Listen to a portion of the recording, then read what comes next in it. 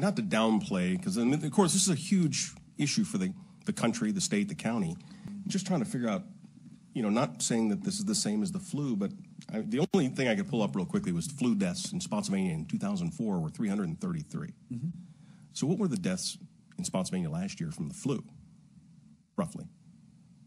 I do not know that number. For the United States, there were probably 30,000 to 65,000 deaths from flu this year.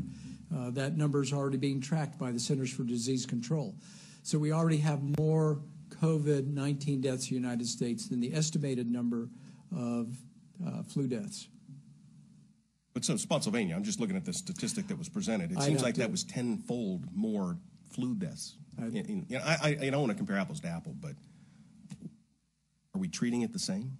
We're not. We're treating this much more aggressively than the flu. And there's good reason to.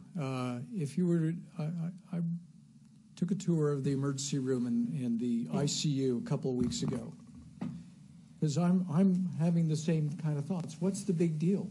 Right. People get flu, they get pneumonia, and unfortunately those who are elderly with underlying disease are at higher risk for death from this disease.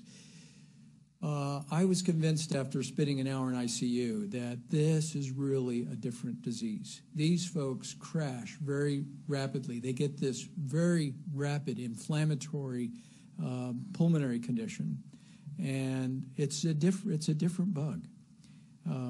So it's not like the flu. Why this middle group of folks, less than 50, aren't suffering from the diseases as you see with the flu? That's not clear.